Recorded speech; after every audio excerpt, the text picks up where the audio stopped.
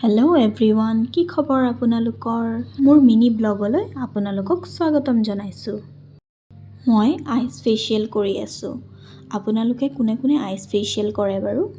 কমেণ্টত জনাব দেই।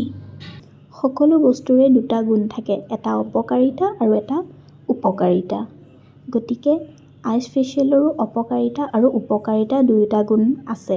কোন কোন লোকৰ বাবে ই উপকাৰী হ'ব পাৰে আৰু কোন কোন লোকৰ বাবে ই অপকাৰী হ'ব পাৰে, সেই কথা জনাটো খুবেই দৰকাৰ।